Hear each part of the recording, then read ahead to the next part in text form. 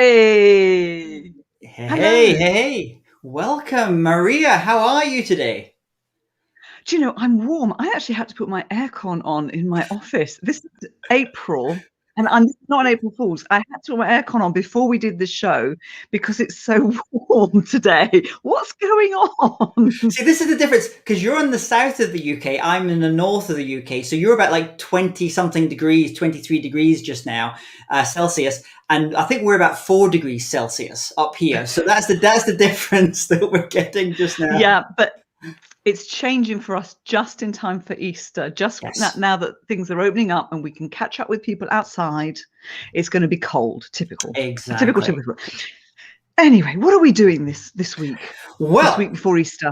Well, fantastic. Our guest this week is a pioneer in humor-based training and has spoken at over 2,500 main stage events from Texas to Tasmania.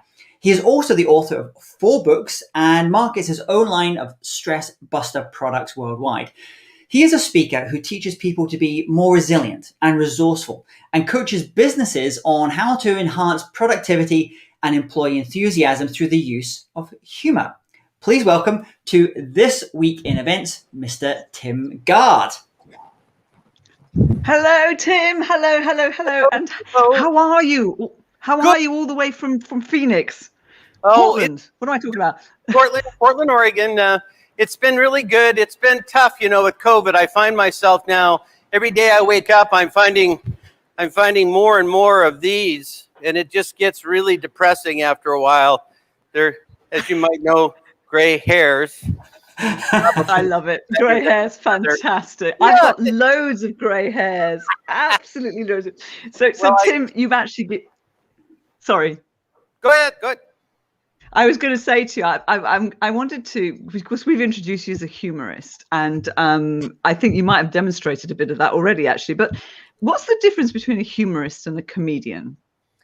So most comedians they put people down. It's something where they're not afraid to insult people, to be caustic, and it's all done to get a laugh. Whatever they can do to get a laugh. Humorists are more about, we never want to diminish anyone with humor. We want to enhance but never diminish, and that we may find humor in pain, but we don't cause pain with the humor. So humorist is a real positive term, I think, to use, because like for me, my material is totally clean, non-caustic, very positive. And I think the distinction is really important today, because in business, if you go to a comedy show, you don't know what they're going to say, the language, the jokes, you never know what they're going to say, but it's going to be outrageous, probably filthy. It'll be, there'll be a lot of things you may not want to hear. At work, it's different. At home, you can walk away. At a comedy club, you can not go. But at work, if you walk away, it's called quitting. So what we want to be able to do is to use humor in a positive way that doesn't create a hostile work environment. And humorists, I think, concentrate on that more than a comedian. I like that. I like the fact that it's positive, and I also like the fact that there's no swearing. I have a potty mouth in private, but in business, we say potty mouth here in the UK, but in business, I think it's important to be respectful, because you can really upset people with bad language.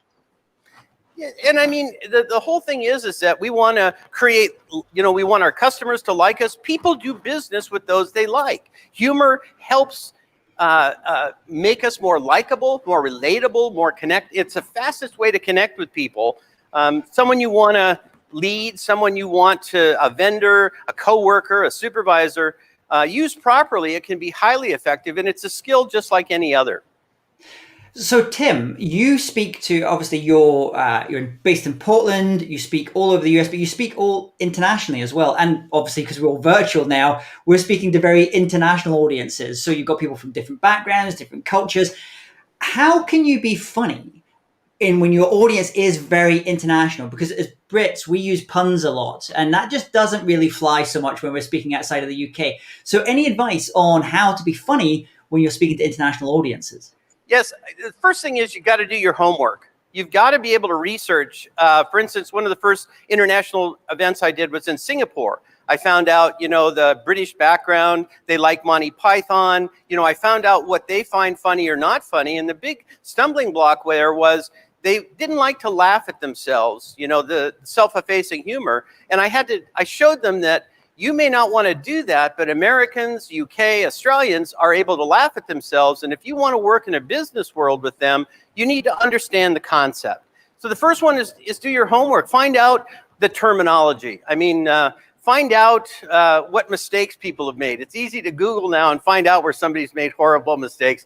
I was talking the other day one of the first times I had an entirely British audience. The lady that was on ahead of me had a story about, and please forgive my terminology here, but she had a story, her whole thing was about a fanny pack, not knowing that it had a very different meaning there than it does here, and nobody laughed, and she kept working. She got harder and harder, and she just kept really hitting it. And I couldn't figure out what was going on. And this audience went from this nervous, like, to finally they realized, and it was a train wreck, and they were in hysterics. And she's talking about having to jam her husband's wallet in her fanny pack and they lost it. Now she didn't do her homework, and as a result, I don't know how happy the client was. So do your homework. The second thing is puns and slang just doesn't work in humor internationally. In Australia, a guy I followed talks about rooting for your audience, not knowing that meant to have sex in Australia. And so he did, the slang, the puns, the play on words doesn't work. We have to treat all of our audiences now as if they're international because we don't know. If you're doing a virtual event, it's going to be seen internationally, whether you anticipate, whether you believe it or not. And the bottom line with all of it is do your homework, stay away from slang, realize that the bottom line with things is that you need to test your material in advance. Graham Davis, one of our friends, I did a story at UK NSA and at the PSA, I guess, and told a story about asking the flight attendant for tang as a joke, not knowing that in the UK, tang is unknown. It's a breakfast drink. It's like orange juice but it's like I said, and I asked the flight attendant, everybody asked for Coke or a drink, and I said, do you have tang? And waited for the laughter, and the only one laughing was Graham. So it's using common terms. A cubicle in the US is a cubicle in the UK is a cubicle in Australia. So the cube crab, this is one of the props that I use. This is a cubicle crab. You have crabby people that you work with, and you go across the top of the cubicle with this, and it's like, are we being a little crabby today? So that works no matter where you are, and they'll find it. I've used this all over the world. People find it funny and relatable. So a lot of it is just, a lot of my humorist friends don't like to go internationally because there's times when people just don't laugh. And I've explained to them that when people don't laugh, then it's just content. Yeah. So, but how do you, when you're speaking in front of a live in-person audience, you're getting that immediate feedback. You get a sense of the timing, if you need to pause a little bit more. When you're in Zoom land or virtual, how are you doing that? How can you tell if a joke has landed or a line or a kind of funny thing has landed or not? So you've got to trust your material. If it worked before, we always want to be doing new material, but if the material worked before, then it will also work, I believe, virtually. You have to be able to give the audience time to laugh and appreciate it, because if you don't, you're actually teaching them not to laugh if you don't give them time. And it's a little more awkward in Zoom world where you say something and where normally there's hysterical laughter, there's just dead air. Knowing that people are laughing, you may not be able to see them, and judging just how long to do that, I think that's based on experience.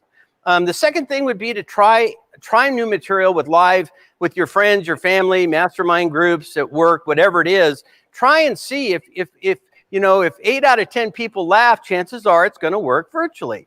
So you've got to trust your material, train your audience. You've got to be able to not get hung up on the fact that you can't hear them. And You know, I've studied radio. I've studied radio humor, you know, before TV existed and vaudeville. Looked at what they did, highly effective use of props, of visual things, and that's what I've concentrated on. Fantastic. But here's a challenge for you, Tim. Okay. Can you find humor in anything? I mean, you know, we're in a pandemic. Can you really joke about something as serious as that? So, you know, Carol Burnett, I'm not sure who got tributed with the saying, but comedy can be tragedy plus time. You know, years ago, I was at a conference and somebody had asked the Chicken Soup for the Soul people why they don't do a chicken soup for the 9/11 soul. And they said, is it too soon? And he said, it will always be too soon. I think it's really important that the timing is critical. I mean, at the very beginning, of course not. Depending on the audience and the context about how you want to do it, I think there's been quite a bit of humor that's come out about it. I had recently, I forgot my mask but I had all my props with me, and I had one of my new props with me, and had walked into a store, and the guy says, "You forgot your mask," and so I came back in wearing this. And the guy didn't say a word. He just let me shop and leave. That to me is the funniest part about this. So I think it's a matter of the timing, especially. These are called "don't bug me" glasses. You know, all these people are working at home. Your families won't leave you alone. You know, they're always bothering you. These are "don't bug me" glasses. If you put these on, your family will leave you alone, if only for a few minutes. And they're great for eye strain too.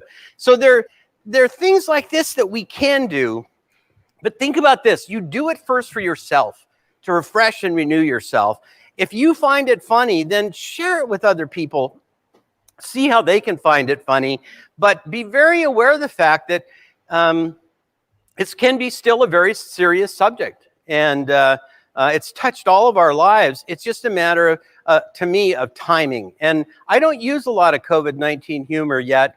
I imagine that I will. So I think the mask one's a safe one. I think that's actually that is fun, and I can see that working. So I see that really being it. And I love the fact that you have props. Is that appropriate for anybody to use props, or does it have to be part of your personality? I think it is. If you're quoting a newspaper and you just quote the newspaper, that's one thing. But if you pick up a newspaper while you're doing it, neurolinguistically, it helps tie that in as showing the factuality. If you walk into, say, a hospital and you look for somebody in charge, you look for somebody with a clipboard. If they have a clipboard, chances are they're in charge. Our brains do this naturally. So if we can, so many of us learn more visually, or, some people auditory, and I know there's all this research about it, but the bottom line is that in my audiences, some are going to be more visual and some are going to be more auditory. So I try to use both, and I try to mix it up as much as I can, but I do believe literally anybody can do it. And I will tell you this, years ago, a speaker's coach, when I first started, told me, "Tim, if you ever want to be successful, dump the props and dump the humor." He said, if you want to be a successful keynoter. And when I get nervous, my mouth gets going. And he's a very famous speaker with a huge background in theater. And I said, so in the play Hamlet, when he's got the skull in his hand and he says, "Alas, poor Yorick, I knew him well, Horatio. Do you think it works better with the skull or without the skull?" And he said, "You don't need the skull." I said, "No. Which one works better?" So the props, if it adds to, use it. If it distracts from, don't. And I think also on that, it's especially when you're speaking to audiences that if you and I are both speaking in English, and English isn't the first language, sometimes the audience, the props can actually kind of really. They can create a real strong foundation for what you're saying as well. I remember seeing a completely different, not a speaker, but an opera singer, a great opera singer called Bryn Terfel. He's a great bass singer. And he was singing I think it was like a comedy, like a Mozart comedy and I didn't understand the language. I don't know if they were singing in German or what they were singing, but I had no idea. But before he started singing, he said, basically, this is a song, this is an aria, and it's about this guy, and he's trying to date lots of women. And, he's basically kind of thinking about all the women that he's been dating over the years. And so Bryn, the opera singer, he brings out a little black book. And as he's singing this opera, the language, I have no idea what the language was, he's kind of like singing like through the little black book about his lady friends that he's going through.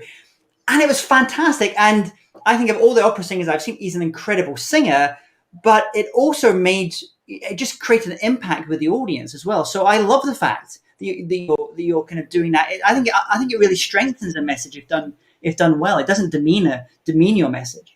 In the brain, we have these mirror neurons that, if you smell a certain smell, it may take you back to your mother's kitchen years ago, or a certain song takes you to a dance that you went to with a favorite date.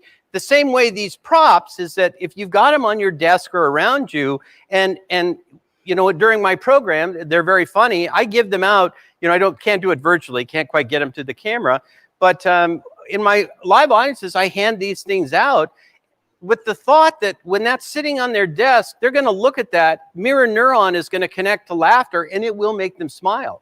Yeah. And this is something that we need, people, this is the resilience. It helps build resilience to replace negativity with the positive things, and the more positive reinforcement, it helps people deal with it. This is a seat saver. I don't know how well you'll be able to see it. It's spilled ice cream on a looks like it's got a spoon with spilled ice cream. When I worked for the federal government, my boss always wanted me to save her a seat, and at the meetings, and people would want to sit there, and I'd say it's saved. And so I came up with this, and I would put it on the chair, and people would see it, laugh, and not sit there. Problem solved. The prop then becomes a marketing tool with my name on it, and I'll send it to customers now and say, save me a seat at your next Zoom meeting or at your next conference. Sits on their desk, and they will think of me, hopefully, when it's time to bring in speakers. Fantastic. And I'm sure we've got a lot of people joining us just now. There might be some questions here as it comes from about using humor in speeches. So please leave your questions. I'm also interested, people that are joining us just now, any stories maybe of audiences that have been particularly challenging kind of using humor, maybe different types of job titles or types of associations. So Tim, I'm guessing, how do you tailor your humor for different groups? Do you do different things for accountants versus teachers, or how does it work? There's a core program that then I add in specific things that they will identify as stressors to help them find their pain. I spoke for a group of animal control officers, dog catchers, and I got them these. And I don't know how well you can. That is amazing. I want one of those. I will send you one. I'll send you one. They went ballistic for them. So it's the first rule is you can't, as a speaker, is don't say something stupid. Should really be the first rule. So you don't want to say to them, I can solve all your problems, or I know what, it's take and give them ways that they can find their pain and solve it. And if I can do it with humor and tailor it with humor, it's more effective. Group I spoke with, national eligibility workers, they have policy changes all the time. This is mental floss. You can take the old policy and you just floss it out like this. And when new policy comes on, instead of getting angry, they anticipate everybody doing this, makes them smile, changes the dynamics. And I believe it really does change the mindset. And it's long lasting. It's not just for the time of the program. So every event is tailored to them. I would say maybe 10, 20%. Sometimes I've had groups where they wanted more, where we've really designed. I did a thing for a company that wanted me to cook HelloFresh meals with my wife as a part of the program. So Sophia and I cooked the meals, and then I would say, wonder what Tim's doing on stage. And I go over and do something about stress, and we go back and cook. And I just loved it. I had the best time with it. So we we introduced the concept then of a husband and wife when they're cooking together, that they tell each other jokes and try to get the first one to make the other one laugh. Has to do a chore. We have 6 cats at home, so the chore for me was to clean litter boxes for a week, which is a monumental task. But you know, we had fun with it in the tailoring, and I think that those challenges make us better speakers. Don't you think, James? Totally. What does everyone else think? Maria, what comments, questions are we getting just now from the audience? No, let me let you into something here, Tim. He always says to me, what are the comments? Because he doesn't want to put any glasses on, you see. He can't see. I wear my glasses so I can see. So we've had quite a few nice comments. An anonymous Facebook user has said, Tim Gard is amazing, which is lovely. Tom Morley is telling us, enhance but never diminish. A class act, a welcome use of the word class, like that. Tom again, losing face, such an important cultural difference to understand. Greg's just said he's come back again. He had to go off. He's back. That's fine. Welcome back, Greg. Bob Hooey, even more fun when you have an interpreter, like I found out in Iran. Oh my goodness, interpreters. How do you handle interpreters? I spoke in Germany, and I learned the first 5 minutes of my program, Auf Deutsch, in German. And the poor interpreter, I come out, Guten Tag, wie geht es Ihnen? And I'm speaking in German. He's used to interpreting, and he just seized up. It was like he's speaking German, you know. And then I had another one where he was laughing so hard, and all he could say was, "This man is very funny." You know, he couldn't translate. Just, "This man is very funny. This man is very funny." And so Bob's right. He and I have talked about this, where you go out in advance, and I'll work with interpreters in advance so that they're able to understand the program, and we don't just surprise them. The sign language interpreters, I'll work with them because I try to speak slowly, but as you're speaking, I tell a story about when I mowed lawns. The title was Chlorophyll Growth Control and Domicile Maintenance, Part-Time Subterranean Excavation Engineering. I mowed lawns and I dug ditches, and this poor lady was trying to sign this, and I thought probably should have cleared that with her in advance. But so yeah, I think the interpreters, they'll also tell you, you know, just be aware. Sometimes they'll tell you something's not funny when it really is. It's just, you just can't go on that one person. I think we have to be aware of the fact too. I forgot this story. I forgot in Australia, you know, you both know, I say bummer. When something goes wrong, you put your hand here, you say bummer and do this. Let the little things go. And if something good happens, you go, woohoo, and celebrate the moment. Well, this gentleman, friend of mine in Australia, said, Tim, we don't say bummer, we say oh bugger. And I said, okay. So I came out in front of 500 people and said, when you have a problem, oh bugger. And did not know that it's not just a slang word in Australia. It has a very negative connotation. And so I'm very cautious about letting anybody let me insert slang into my programs, whether it be the interpreter or whatever. We just have to really be aware of the fact they may not do it maliciously, but we're the ones that live with that on Vimeo and Facebook for the rest of our lives. Absolutely. And a couple more comments here. So Bob, again, brilliant advice on props. Kirsty Gwynn, this is giving me such great ideas of what props I can use to illustrate the stories I tell, which is lovely. Irvin Nugent is saying, I agree, a prop can be so powerful when strategically used. And Tom Morley, neuroscience, what are the deeper results of this bit of fun? So what they're fixed on the brain of humor, I suppose he's asking.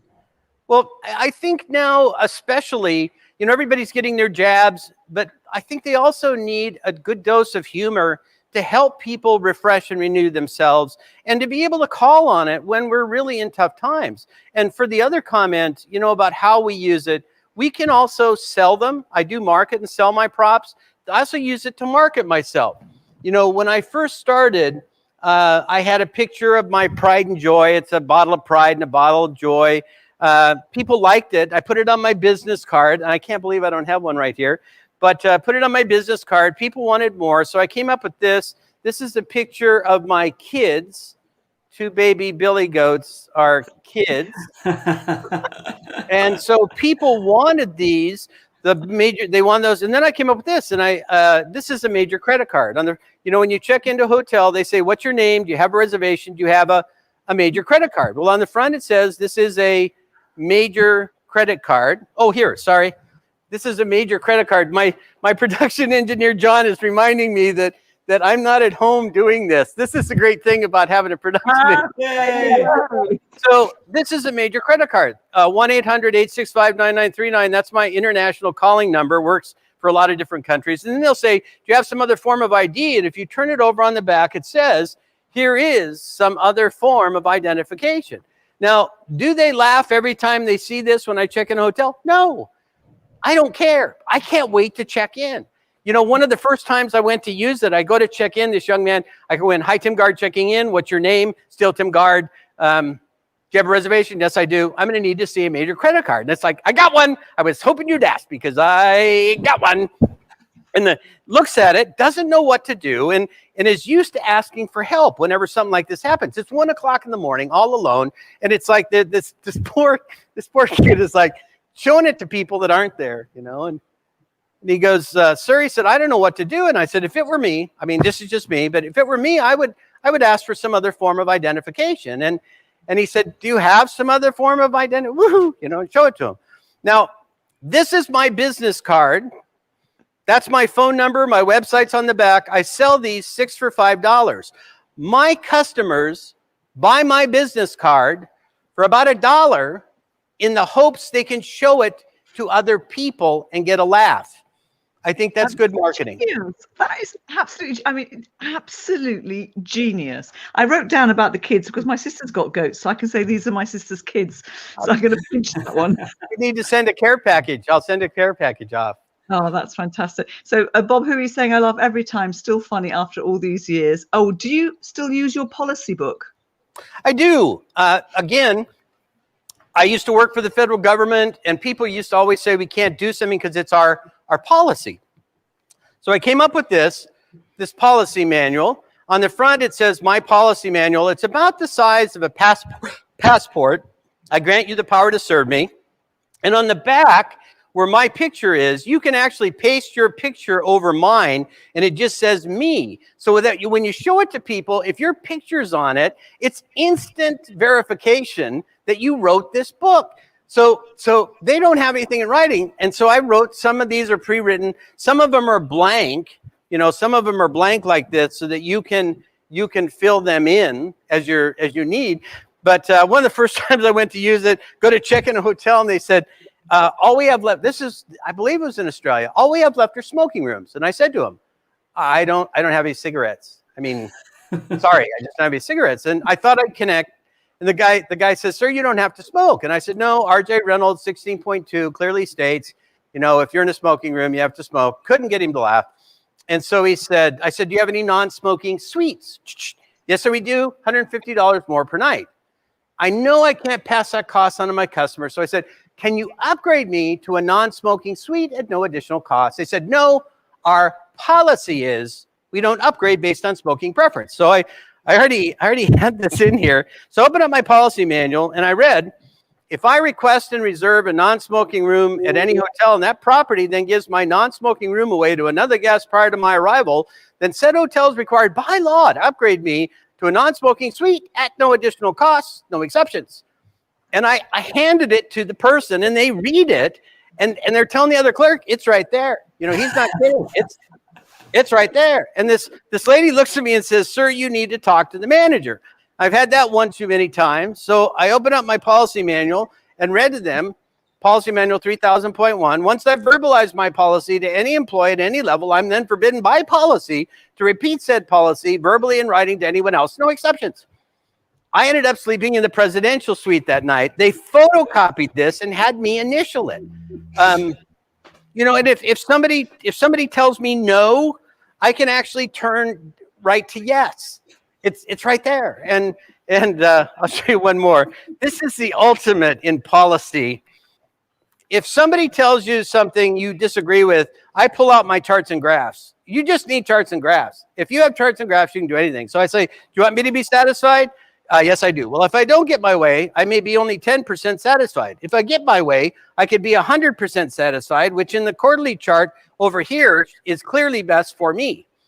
And I've had people look at me and go, well, that makes sense, Mr. Gard. So I market, I sell. I mean, people buy these. Customers will often get them for everybody, and then I'll write policies specifically for those organizations that then they can continue on using for the rest of the year. So it's I love it. I love it. I love it. I love it. I love it. Do you know what? You've made my day. I've had a very tiring week and I feel energized, and you've just made me so happy. It's even better than chocolate. How cool is that? Tim is better than chocolate. It's just fun. It's just, maybe I need some chocolate props. That'll be next. That'll get double duty going there. Yeah. Fantastic.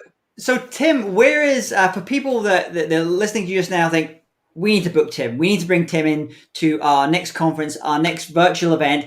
Where should people go to learn more about you and your different programs and other things you've got going on just now? So it's Tim.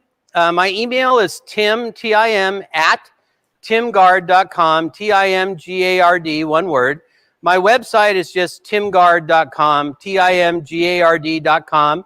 And you can also call my 800 number from my major credit card if you like. But they can contact me like that. I'd love to be able to work for it. The virtual programs have worked out really well, better than I anticipated. It just takes more work, more planning, more personalization. But I see future events coming up. I got booked for my first in-person event on April 24th in Montana, where I'm from.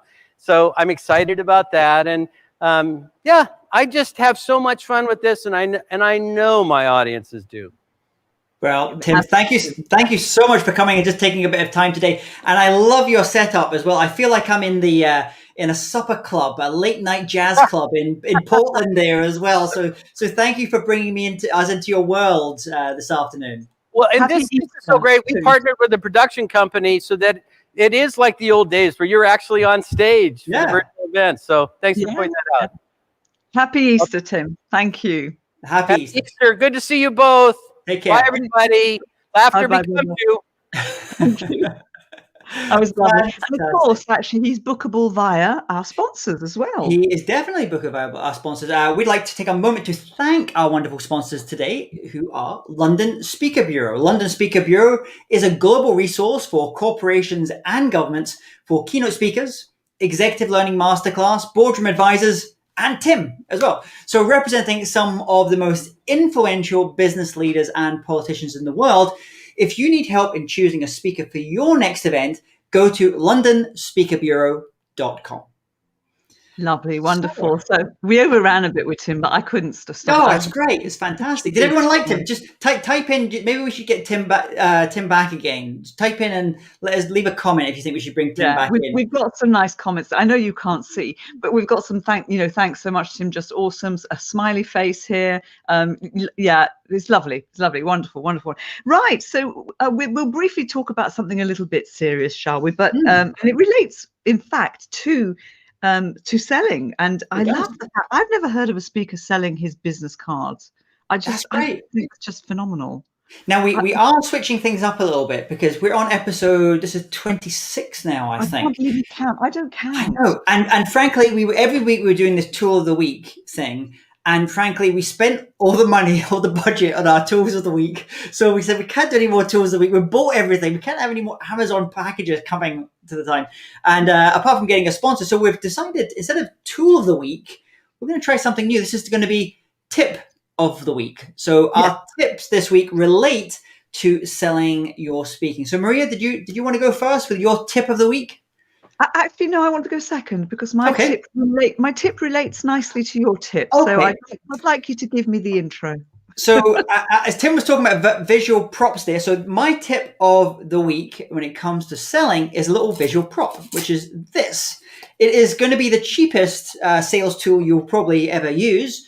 And one of the things when I talk to speakers and I say, how's your selling your speaking going? And they say, I'm not really getting much business in. I said, how many sales calls have you done this week or today?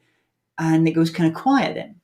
So if you're like me, if you don't particularly love doing sales calls and outbound calls, then this is my little tool. And I suggest you get them. They're paper clips. And just get yourself, 20, 30 paper clips.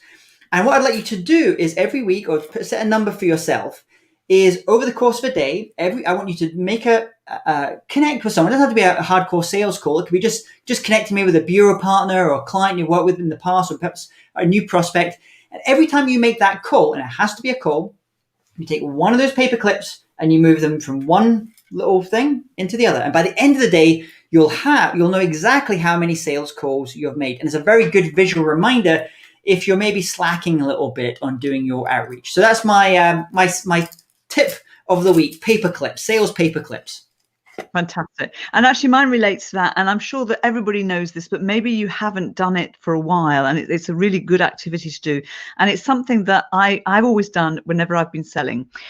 Work out what your conversion rate is. So if you've got a target that you want to achieve for the year, you want a certain amount of income, and you've got a fee, you know what your fee is going to be, and therefore you can divide that and work out how many bookings you need.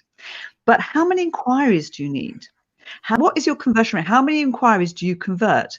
If you're trying to get 40 bookings for the year and you only convert half of your inquiries, you're going to have to get 80 inquiries. So that gives you a number to work towards.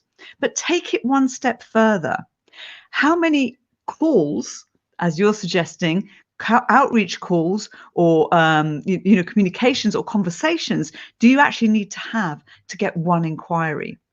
So when I first joined the Speaker Bureau, which was 23 years ago today is my anniversary. Congratulations. Happy anniversary.